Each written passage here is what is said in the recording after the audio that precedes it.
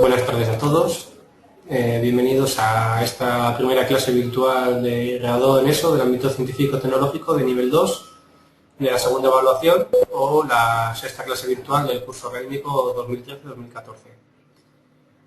En ella vamos a ver la primera parte del tema 1 de tecnología, donde se nos presentan los fundamentos de los sistemas de representación. Una representación gráfica es una forma de expresar las ideas que supone la base del dibujo técnico. Y sus características fundamentalmente son tres. Una representación gráfica debe contener un gráfico, es decir, que las palabras se sustituyen por líneas, símbolos y cifras. Debe ser universal para poder ser comprendido por cualquiera y debe ser preciso. Un plano debe corresponder exactamente con la pieza que se vaya a realizar. Los sistemas de representación tienen un conjunto de normas preestablecidas que posibilitan la transmisión de ideas gráficas.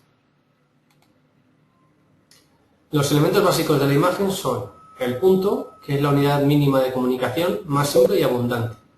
La línea, si los puntos están muy próximos entre sí y no se pueden reconocer de forma individual, forman este elemento. El plano, que es el ente ideal, que solo posee dos dimensiones y contiene en él infinitos puntos y líneas, y con estos tres elementos se pueden representar cualquier objeto, teniendo en cuenta dos factores, la escala y la dimensión. Respecto a las proyecciones, que consiste en una técnica de dibujo empleada para representar un dibujo en 3D, en un plano, es decir, en 2D. Existen diferentes sistemas de representación. El sistema cónico o central, donde parten rayos proyectantes desde el punto de vista hacia el objeto, y el sistema cilíndrico o paralelo, en el cual el punto de vista está situado en un lugar tan lejano que los rayos proyectantes llegan a cada uno de los puntos del objeto como rectas paralelas.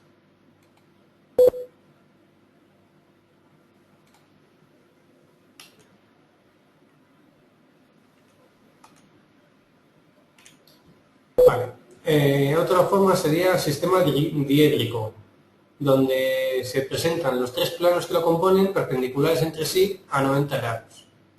En este caso, cada elemento se proyecta sobre cada uno de los planos por el camino más corto, en línea recta perpendicular a cada plano, y sirve para dibujar las vistas de un objeto sobre el plano vertical, que da lugar a la vista de alzado, sobre el plano horizontal, es decir, la planta, y sobre un plano perpendicular a estos dos, el perfil.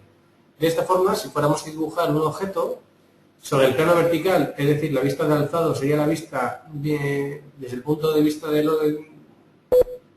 vista de frente, ¿vale?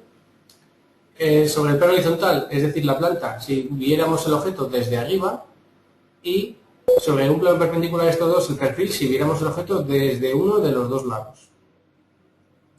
Las vistas son cada una de las proyecciones del objeto, como si lo mirásemos desde lejos. Es decir, como os he comentado antes, sería el alzado, el frente y el perfil. Y en caso de que existan aristas ocultas de una cara que deseamos representar, deberíamos hacerlo con una línea de trazos. En la asignatura de matemáticas vamos a ver el tema 1 y el tema 2 de la segunda evaluación. En el tema 1 se estudia la geometría. El punto es el elemento geométrico adimensional, que carece de longitud, anchura y profundidad. La recta es la sucesión infinita de puntos en una determinada dimensión. Y el plano es el ente bidimensional que contiene infinitos puntos y rectas en él. Los segmentos es la porción de una recta limitada por dos puntos que se llaman extremos, y existen diferentes posiciones relativas de dos rectas. Existen rectas que son coincidentes, aquellas que comparten todos sus puntos, y otras que son secantes, que son las rectas que se cortan y comparten un punto entre sí. En el caso de que al cortarse forme un ángulo de 90 grados, dan lugar a las rectas perpendiculares. Y por último, existen unas rectas que se llaman paralelas, que son rectas que están en el mismo plano, pero que no tienen ningún punto en común. Respecto a las posiciones relativas entre una recta y el plano, existen diferentes tipos. Las secantes, si una recta y un plano tienen un punto en común. Las perpendiculares, si esa recta y el plano al cortarse forman un ángulo de 90 grados. Las paralelas, cuando no tienen ningún punto en común. y la contenida, cuando una recta tiene todos sus puntos contenidos en el plano alfa, que estamos estudiando. La relación relativa de dos planos puede ser secantes, si tienen en común todos los puntos de una recta R, y a su vez cuando el ángulo que forman los planos entre sí son 90 grados, se dice que son perpendiculares. Y por otro lado, los planos podrían ser paralelos, cuando no tienen ningún punto en común. Respecto a los ángulos, decir que el ángulo es la parte del plano comprendida entre dos semirectas que parten desde un punto común que se llama vértice. Su clasificación según la medida puede ser un ángulo agudo si su amplitud es inferior a 90 grados, recto si su amplitud es de 90 grados, obtuso si su amplitud es superior a 90 y menor de 80, llano si su amplitud es de 180 grados, cóncavo si es un ángulo cuya amplitud es mayor de 180 grados y convexo si su amplitud es menor de 180. En este caso, dentro de los ángulos convexos incluye cualquier ángulo agudo y obtuso. También se pueden clasificar los ángulos respecto a otros ángulos. Si la suma de los dos ángulos suma 180 grados, se llaman suplementarios. Si tienen un vértice en común y sus lados son semirrectas opuestas, se llaman opuestos por el vértice. Si son ángulos con mismo vértice y un lado común, son consecutivos. Y por último, aquellos ángulos cuyos lados no comunes forman una línea recta se llaman adyacentes. También existen otros elementos de la geometría que deberíamos de aprender, como la mediatriz de un segmento, que es la recta perpendicular a dicho segmento trazada por su punto medio. La bisectriz de un ángulo, que es la recta que se divide al ángulo en dos partes iguales. La circunferencia, que es la figura geométrica en la que todos los puntos son equidistantes de un punto llamado centro. Y los polígonos.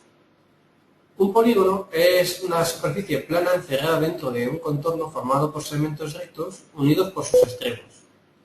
Pueden ser regulares si todos sus lados y ángulos son iguales, o irregulares si sus lados y ángulos son desiguales. Existen varios elementos dentro de un polígono. El lado, que es cada uno de los segmentos que limita el polígono, el vértice, que es el punto donde se unen dos de sus lados, la diagonal, que es el segmento que une dos vértices no consecutivos del polígono, el centro, que es el punto que se encuentra a la misma distancia de todos los vértices, el radio, que es la distancia entre el centro del polígono regular y cada uno de sus vértices, y la apotema, que es la distancia entre el centro del polígono y el punto medio de cualquiera de sus lados. También es bueno saber que la suma de los ángulos de un triángulo siempre es 180 grados. Y la suma de los ángulos de un polígono de n lados es 180 por n-2 grados, donde n es el número de lados que tiene el polígono.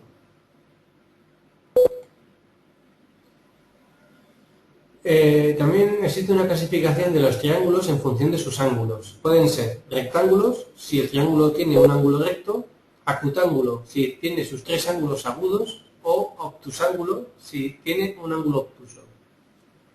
Si se clasifican los triángulos según sus lados, existen los triángulos equiláteros, aquellos que tienen los tres lados iguales, isósceles, si dos de sus lados son iguales, o escalenos, aquellos que tienen tres lados desiguales. También deberíamos de aprender cuáles son los puntos notables de un triángulo. Está el punto ortocentro, que es aquel en el que se cortan las tres alturas de un triángulo, el baricentro, que es el punto en el que se cortan las tres medianas del triángulo. Recordad que las medianas es el segmento que une cada vértice con el punto medio del lado opuesto al vértice. El incentro, que es el punto donde se unen las tres bisectrices del triángulo, y el circuncentro, que es el punto donde se unen las tres mediatrices de los tres lados del triángulo. Los cuadriláteros son unos polígonos de 4 lados. En función del tipo de lados se clasifican en varios grupos. Existen unos que se llaman trapecios, que son aquellos cuadriláteros que tienen dos lados paralelos. El trapezoide, que es aquel cuadrilátero que no tiene ningún lado paralelo. El paralelogramo, que es el cuadrilátero cuyos lados son paralelos 2 a 2. El rombo, donde todos sus lados son iguales y sus ángulos son iguales 2 a 2. El rectángulo, donde todos sus ángulos son rectos. Y el cuadrado, que tiene 4 lados y ángulos iguales. También existe otra figura geométrica que se llama circunferencia y la circunferencia es el conjunto de puntos del plano que están a la misma distancia de otro punto llamado centro. Y el radio es la distancia desde ese centro a cualquiera de estos puntos. Sin embargo, el círculo es la parte del plano que está contenida dentro de la circunferencia. Respecto a los perímetros y las áreas, recordad que el perímetro es la medida del contorno y se calcula sumando las longitudes de todos los lados. Y el área es la medida de la superficie encerrada en ese perímetro. Las áreas principales de las figuras del plano son la del triángulo, que se calcula multiplicando la base por la altura y dividiéndolo por 2. La del paralelogramo se calcula multiplicando la base por la altura. La del cuadrado se calcula elevando al cuadrado el lado. Se calcula multiplicando el lado por sí mismo. El rombo, que se calcula su área multiplicando la diagonal mayor por la diagonal menor y lo que nos dé dividiéndolo por 2.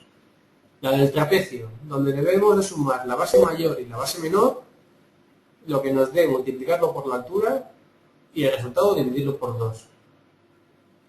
El área del polígono regular se calcula multiplicando la apotema por la longitud del lado por el número de lados y el resultado dividirlo por 2.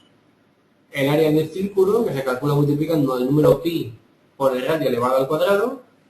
El área de un sector circular, que se calcula multiplicando pi por el radio al cuadrado por la amplitud en grados del ángulo dividido entre 360.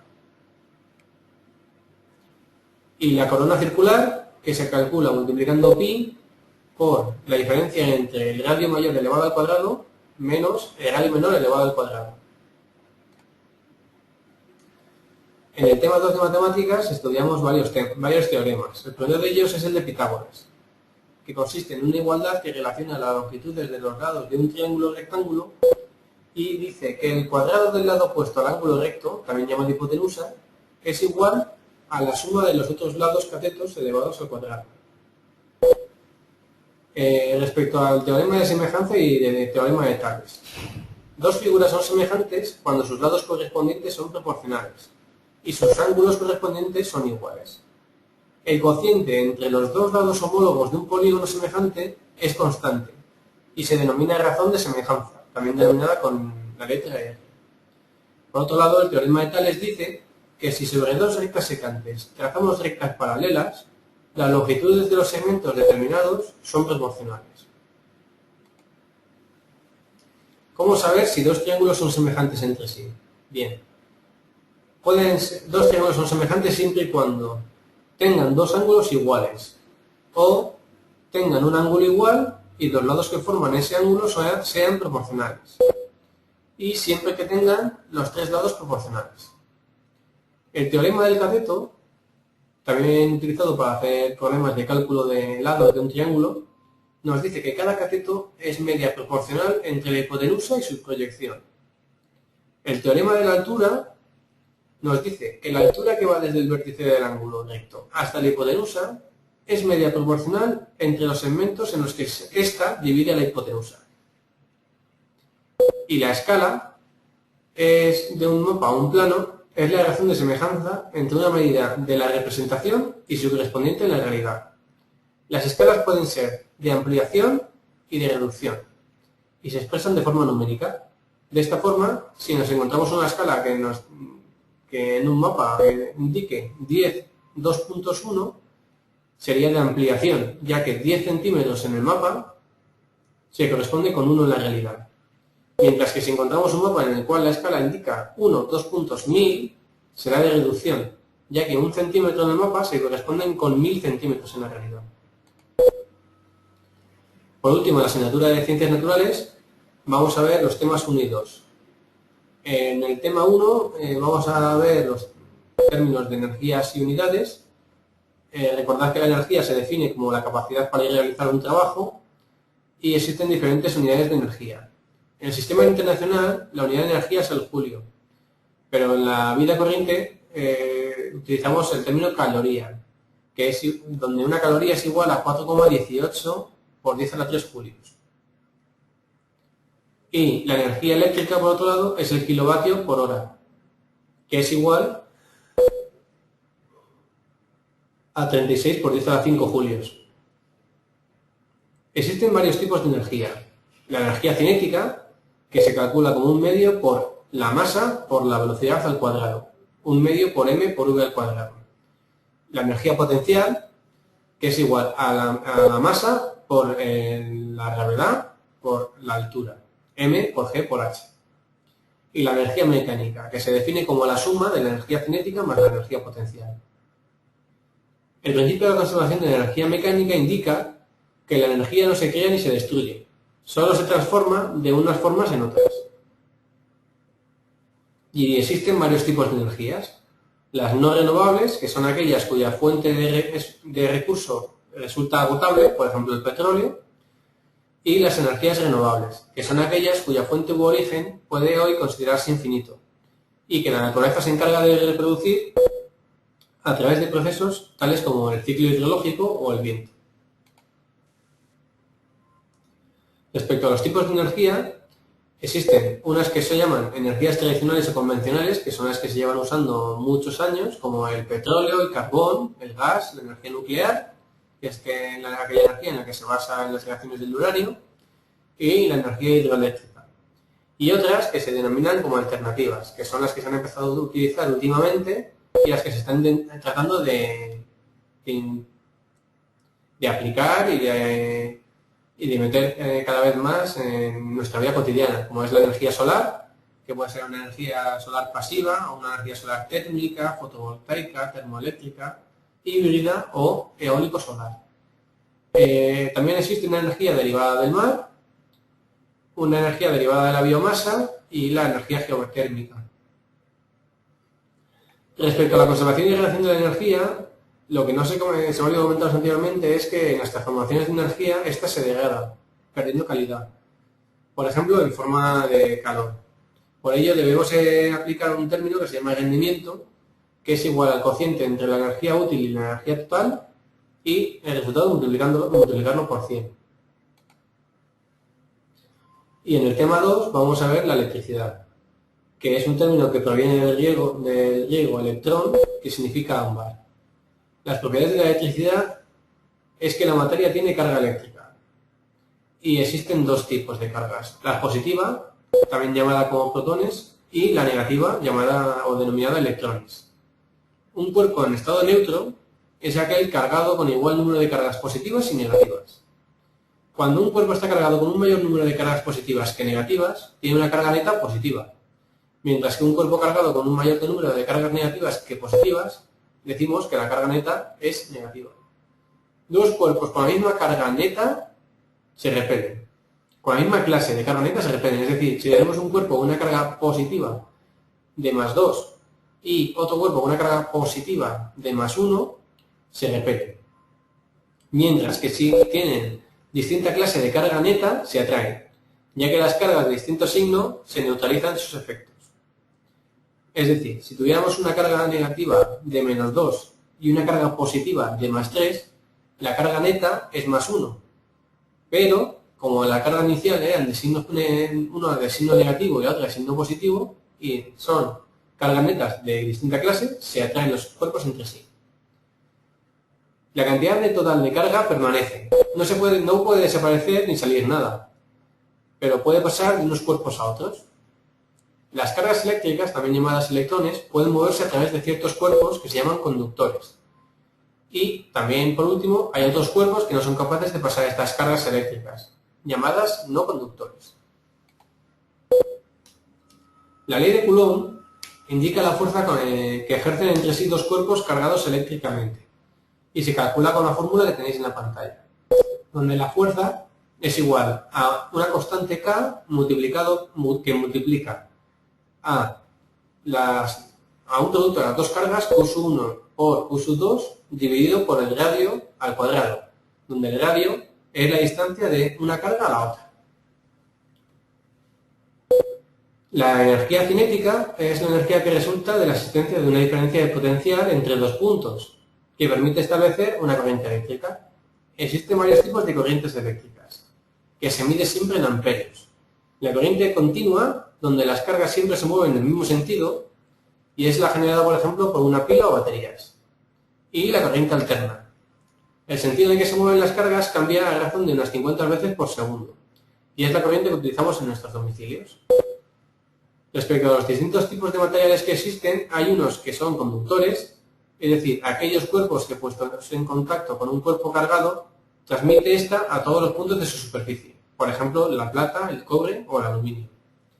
Y también hay otros que son aislantes, que son aquellos cuerpos que impiden la transmisión de la energía eléctrica. Por último, hay unos cuerpos que se llaman semiconductores, que son aquellas sustancias que se comportan como conductor o como aislante, dependiendo de la temperatura del ambiente en el que se encuentre. Respecto a los circuitos eléctricos, se pueden representar mediante un esquema eléctrico. Los elementos eléctricos que se representan por símbolos. El generador, que es el elemento que suministra la energía eléctrica al circuito y mantiene la diferencia potencial entre sus puntos o polos. También se representan los receptores, que son los dispositivos que consumen la energía eléctrica, como las resistencias, las lámparas, etc. Los cables, que son conductores de la conexión, unen los distintos elementos y generalmente suelen ser de cobre. Los interruptores, que son los mecanismos que permiten poder abrir o cerrar el circuito al paso de la corriente eléctrica. Y por último, también se pueden incluir unos aparatos de medida, que son aquellos que permiten conocer distintas magnitudes de la corriente eléctrica que circula. Por ejemplo, un amperímetro o el voltímetro. Y por último, vamos a ver la electricidad en casa. Cuando la electricidad llega a nuestras casas, la tensión es de unos 230 voltios. Tenemos un cuadro de contadores en el portal del edificio, que es donde se puede leer el consumo. Y un cuadro general de protección que se encuentra a la entrada de la vivienda y consta de un interruptor de control de potencia, que es el que limita la potencia máxima contratada por el usuario de la vivienda, un diferencial, que es el que se encarga de cortar la corriente cuando hay fugas a tierra por cables mal instalados o por humedad, y pequeños interruptores automáticos que provocan el corte de corriente cuando pasa demasiada intensidad por la línea. Los peligros de la corriente en el hogar fundamentalmente son los daños que podemos sufrir, y estos daños dependen de la intensidad que pase por nuestro cuerpo, de las zonas internas que recorre la corriente y del tiempo de exposición. De esta forma, una corriente de 1 miliamperio produce un hormigueo. Si pasa de los 10 miliamperios, produce un agarrotamiento muscular que impide que soltemos el cable. Y si pasa de los 25 miliamperios, se puede producir una fibrilación ventricular que derive en un infarto. Con esto ya doy por finalizada la primera clase virtual de esta segunda evaluación de nivel 2 o la sexta clase virtual del curso. Espero que os haya servido de algo y que os sea de ayuda para el estudio de estos primeros temas de esta evaluación, y recordad que si tenéis cualquier tipo de duda podéis contactar conmigo bien por correo electrónico o bien por teléfono o bien solicitando una tutoría presencial. Esto es todo y os veo por aquí la semana que viene con la siguiente clase virtual.